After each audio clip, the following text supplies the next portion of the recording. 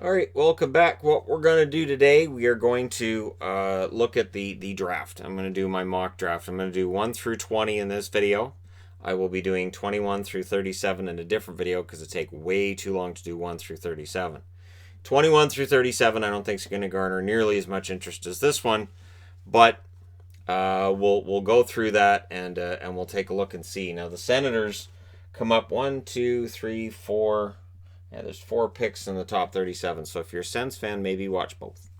But because I did, when I was doing this, I tried to say, okay, so this team, what are their needs? Where are they at? What might they draft? And I went through that. I didn't just pick random guys to go random places. Although I did look at best player available. I think best player available is the best way to do a draft. So if you're like, well, the best guy available is a defense, but we don't really need one. I think that's foolhardy. And I think if the best player is clearly a defenseman, you take the defenseman, and then you figure that out later. So, anyways, this year's number 1 draft pick isn't really in any kind of doubt, so I'm going to go ahead and write this up.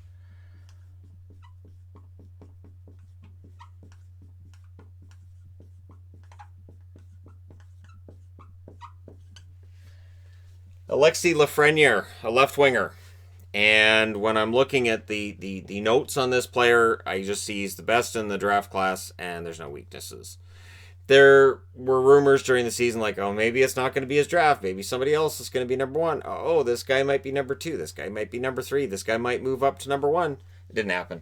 Lafreniere was never really in any danger of losing his number 1 spot. They just do that, so you'll click on the articles. And it is his draft, and I would be amazed if the Rangers, after the way that John Davidson gushed over Alexi Lafreniere, I'd be shocked if they don't pick him, and no perceived weaknesses. So I did a mock draft of 1 through 8 last time, and I had to think about it. I thought, so should I keep the picks the same, or should I allow for there to be some change? No, I think I should allow for there to be some change, because some of the opinions on some of these players, they haven't changed, but some players have definitely got more hype now than they had. And when I really went through all the notes and I went through all the information on them, I had to make a change at 2. And I think it's going to be really interesting to see what the Kings do. So they have a choice between Byfield or Stützle. And I thought, well, Byfield's a big center. And big centers often go earlier in the draft than the wingers. But Stützle, he pushed for the number 1 spot at times. He never got really that close to Lafreniere, but at times that window seemed to be getting a little bit smaller between the two of them. And yet, Lafreniere's number 1, but I think Stützle has enough tools that I think the Kings take him at 2. I do. I think the Kings will take him at 2. Now, what's interesting, too, is that Elite Prospects has him at 7. So Elite Prospects has him a lot lower than everybody else. So that is worthwhile to look at, and we'll see if on draft day on October 6th, if Stützle ends up going at number 7. We'll see if he ends up being the guy that slides, because it does happen. Which means at 3, we get our first center off the board.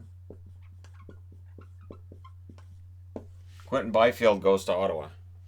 Quentin Byfield's exactly what the Ottawa Senators need. He is a big, strong, fast skating center. The one thing with Byfield, the one knock that I saw on him in reports was that maybe he doesn't use his size and his physicality enough. But that's something that you can definitely coach. That's something you can definitely fix if you're the Sens. They talked on Hockey News the other night about how the Sens fixed Mark Stone's skating. His skating was seen as being a detriment to his game. It's not anymore. And how even his dad, when he was in juniors, and the junior coach said, so yeah, I'm going to give Mark a spot in the lineup. And his dad answered with, but his skating. So, yeah, that's something to keep in mind, that we're going to talk a lot about skating as to why some of these guys get held back once you get into this area. Slippery slope. Because some of them are going to fix it, some of them aren't, but some of them will. And so that's when scouts end up looking kind of foolish years and years later, is when we go, well, why didn't you like this guy? He wasn't a great skater. Well, he is now. And so, yeah, Byfield, if that's what's holding him back from being number 2, it's possible the Kings take him. Again, to me, those two are really close. So at 4, this is where I see Jamie Drysdale getting taken on some mock drafts, but I'm gonna say no. One name that's garnering a lot of attention right now is Lucas Raymond. Now, what's interesting too is that he's listed as a left winger, and there's a lot of left wingers, which is odd because normally left wing is considered the weaker of the two wings scoring wise. Not this year. Lucas Raymond has had a very good start to his season in Europe. And so he's already playing against men. He's perceived as being ready for the NHL right now. He could be a big difference maker for Detroit. So if Seider's going to make it on their blue line this year, and it's possible he does, and Raymond comes in up front, we could see a turnaround in Detroit. Not playoffs, but definitely not 31st in the NHL either. So Lucas Raymond, for me, has moved up because he's moving up on other lists. And he's turning a lot of heads right now. And coming back to elite prospects, they have him at number 3 on the draft. And they vehemently defend him being at number 3, Byfield at number 2, and Lafreniere at number 1. So, that's it's an interesting discussion to have. We'll see where he ends up. Which means at 5,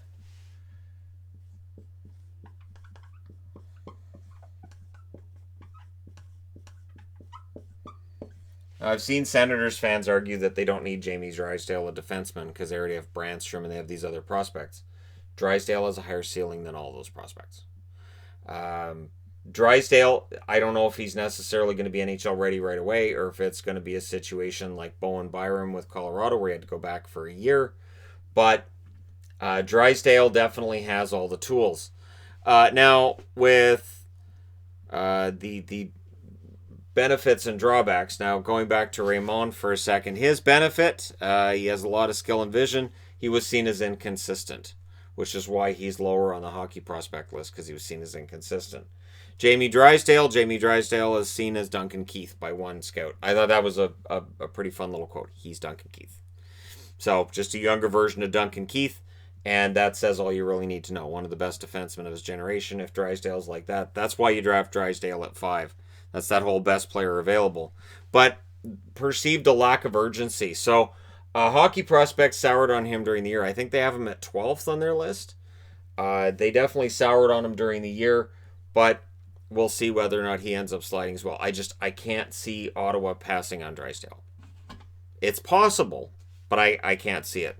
Because then they're coming out of this draft with a number 1 center and potentially a number 1 defenseman to go with Thomas Chabot. And that would make them pretty competitive pretty quickly. And we're not even done getting through their draft picks yet. Well, in this video we are, but in the second video. Anyways, number 6 on the list is a guy who I had at 4 last time out. Could still prove me wrong and end up being number 4 on this draft. I could see Detroit taking Marco Rossi. I can't see Anaheim passing on him. I can't see it. So Marco Rossi at 6. To Anaheim, he has dynamic talent. He's a fast skater. He's got a little bit of everything. He was one of the best scorers in juniors this year. And yet, the one knock, if you can consider this a knock, is that his ceiling is likely reached in that physically he's mature, and this is probably as good as it's going to get, in that he doesn't have some of the potential that some of the other guys in his draft class does, because he feels like he's already a finished product. That's what I was reading, and again, that's something coming from NHL scouts. I'm just messaging it on, so that's where the dislikes come in, because they're like, Shannon's wrong. It's scouts saying it. Number 7, and I think this is the same place I had him last time.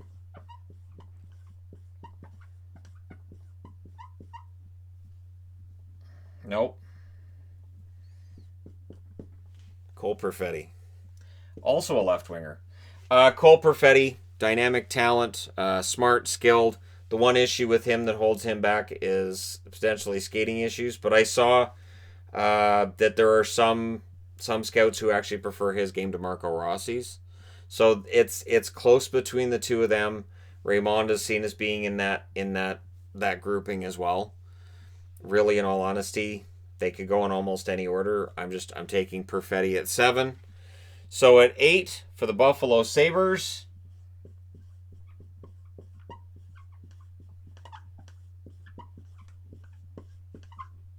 Jake Sanderson. Jake Sanderson, defenseman. Now, with Sanderson, what you're getting is a solid stay-at-home defenseman. The one thing I've read, though, in scouting reports is there are some scouts who say he was underrated at the start of the year. Now we think he's overrated. And then there's the question mark of how many points will he put up at the National Hockey League level. But there doesn't seem to be any argument that he's a poor skater. The skating's there, the size is there, and he's going to be a reliable defensive defenseman. So at the very worst, you're going to get a top 4 defenseman who plays that shutdown role. At best, you might get a top 2 defenseman who maybe ends up chipping in more offense than what we think right now is possible. So Sanderson I have at 8, and that's only the second defenseman on the board. Number 9, going to Minnesota. They need scoring. So of the remaining prospects, I go with Alexander Holtz, who's a right winger. Holtz, great shot, great skater. And the only reason that he's ranked at 9th, apparently, part of it is that he's seen as having less potential than some of the other guys in the draft class. So what makes him lower than Rossi, Raymond, and Perfetti? Less potential.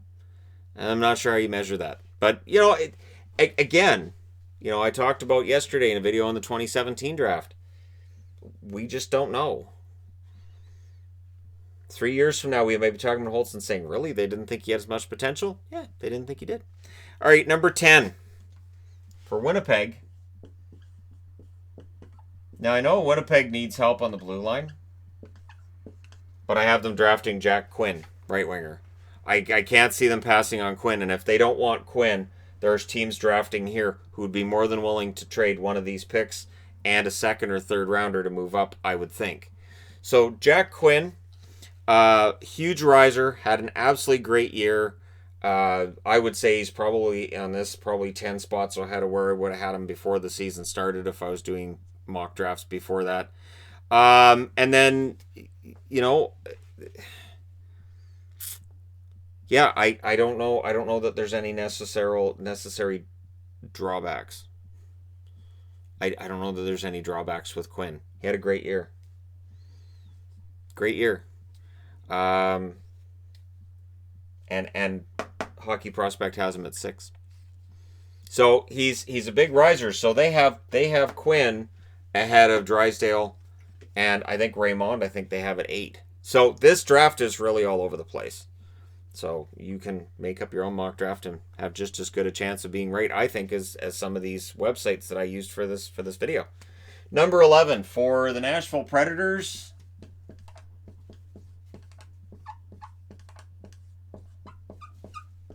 Anton Lundell. Nope, get out of there. Get out of there. So, Anton Lundell, who is a center, and Nashville could always use a center. Hopefully he has top 1, top 2 potential at center. Big, solid defensively, seen as a very good two-way center, and the only question mark with him is potentially skating. His top speed not being as elite as some of the others in his draft class. But again, Lundell does project to be an NHLer. Not right away. So we get into this level, we're getting into guys who probably don't make the NHL right out of the gate, like guys over here, but you may end up with steals at this stage of the draft. Number 12 for Florida.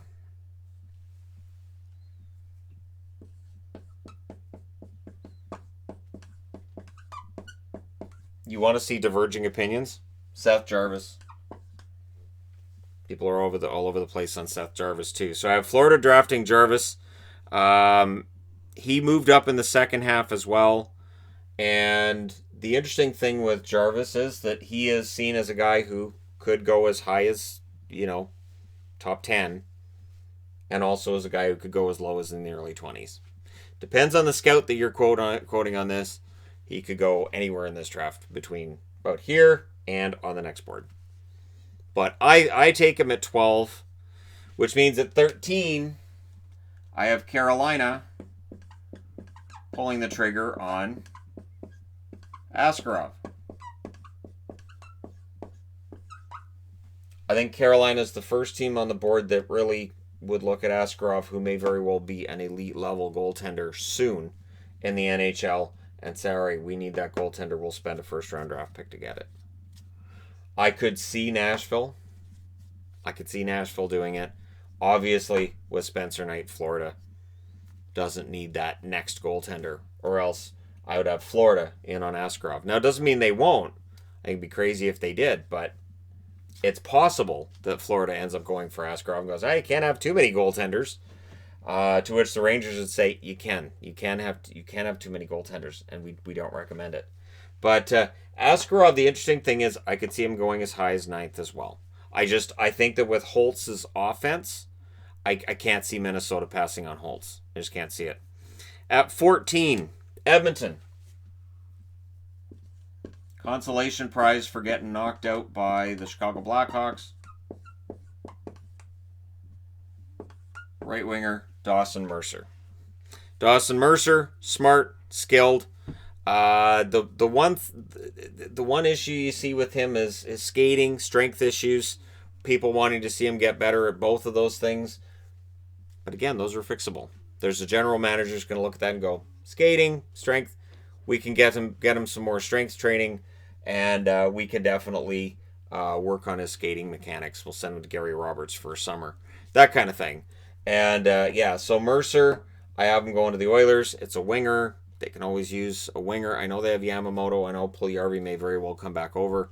But when you've got McDavid and Drysdale down the middle, unless they perceive that they should take a defenseman in the first round. But again, you've got some good prospects coming up through their system. So I think Mercer, I would take at 14. And then Toronto at 15, with the draft pick they just picked up from Pittsburgh.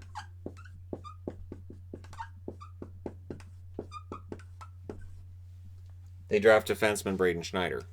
So this is where I could see either of these things being flipped, where Schneider ends up going to Edmonton. The interesting thing is, if Edmonton drafted Schneider, I think Toronto would then draft Gooley. So I don't think Toronto necessarily would take Mercer ahead of Gooley. I think it's going to be a defenseman. And Schneider and Gooley are close. So if you don't get one, you may settle for the other. And we'll get to that when I get to Caden Gooley. But I don't think they can pass on Schneider. Now, Schneider, excellent defensively, limited offense. I think that's fine. I think you could look at Schneider and say, you know what? If we could eventually pair him with a guy like a Morgan Riley, who knows? Sky could be the limit. So Schneider, and you add him to Sandin, and maybe Liljegren's still able to come through. Liljegren's still young enough to definitely come through for Toronto.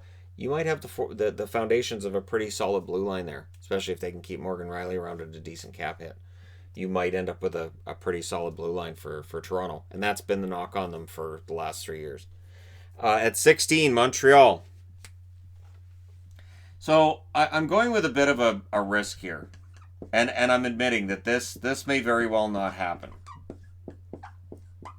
So Maverick Bourque's a center, and he's very talented. A lot of talent for Bourque, and has the potential to be a huge steal in this draft. And there's the Danault comparison that's there with Bourque as well. But there's some risk to this one too. And he is rated all over the place. But for me, maybe I'm a traditionalist and I'm saying I'd like to see Montreal draft a French player. Sure. So I went with Maverick Bourque. Because I thought, yep, that'd be a good pickup. I know he's a center. I know they got Suzuki. They got Kakanyemi. Centers can be moved to the wing as well. It's not unusual to see a guy who plays center in junior end up playing a different position in the NHL. Much like some of these guys who are wingers. There's teams that are going to draft these guys going, we can convert them to center later. A la Trevor Linden in Vancouver became a center after he came into the league as a right winger. Their forward position is not set in stone. In fact, Wendell Clark was drafted as a defenseman. Didn't end up playing defense in the NHL. So positions, kind of all over the place. Chicago at 18 or 17. I have. Okay, I'm just making sure I'm doing this all right. Okay, so I'm drafting another French player with different kinds of risk here.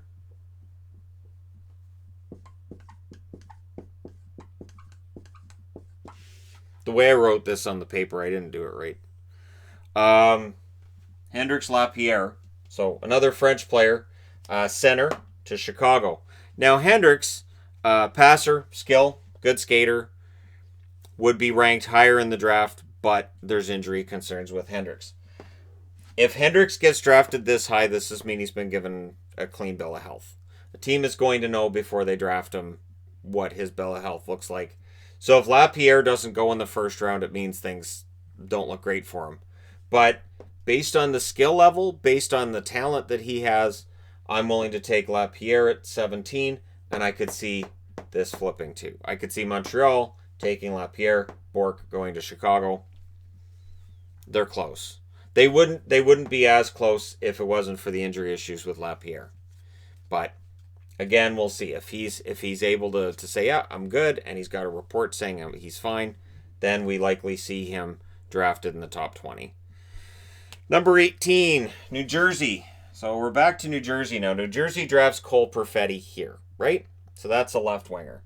So I'm saying, all right, this is their second draft pick, and I'm going to have New Jersey draft a defenseman, which has fallen into their lap, which is Caden Gooley. Now, this is where if Lapierre doesn't have a good bill of health, Gooley ends up getting taken by one of these two, is my guess.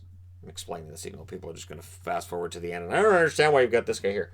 So Gooley makes sense to me for New Jersey because they've already drafted Perfetti. Now, if Bourque's available, I could see them drafting Bourque. I could see them drafting Bourque and Perfetti and having two forwards in the first round. This, of course, is Arizona's pick that they gave up for Taylor Hall. If it's Caden Gooley, that hurts for Arizona.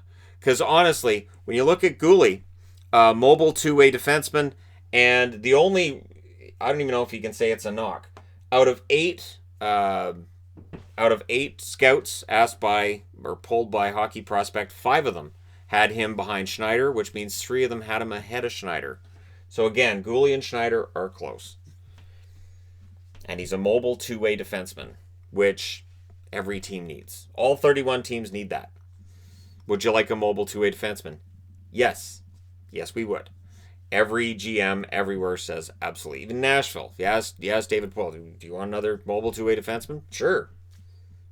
If he's not going to be top 4, fine. That's fine to have as a 5 or 6 guy, too. So, yeah, I have Gooley there. Number 19 for Calgary.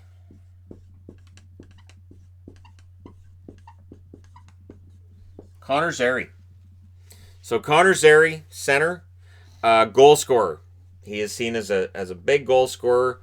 The only red flag with him is skating issues that keep him down in the 19. Now, if you're a Flames fan, you might say, oh, Shannon, are you really going to give us a guy who might not be a great skater?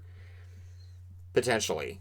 But Connor Zerry is a center, and he's seen as a very good scorer, and so Calgary could use that. They could use that scoring depth. I like Backlund. I think Backlund, if he was a number 3 center, and you had a Zerry at number 2, and you had Monahan at number 1, that depth down the middle could be intense. But we'll see. Connor Zerry doesn't project to be ready this year anyways. Probably ready a year, 2 years down the road. And, yeah, so I see him as a good fit for Calgary. So now New Jersey's back. To end this video, we're back to New Jersey. New Jersey on the clock, and this is Vancouver's draft pick. So this is where people are going to say, oh, Shannon's going to pick a bad player because it's Vancouver's pick, and he doesn't want to see any really big name on there. No, I'm not going to do that. I'm actually going to go ahead and say, if New Jersey does this, honestly, they could win the draft. So I have John Jason Paderka, German player, going at 20 to New Jersey. Cole Perfetti here, Caden Gooley here. New Jersey comes out of this draft looking fantastic if they pick those 3 players.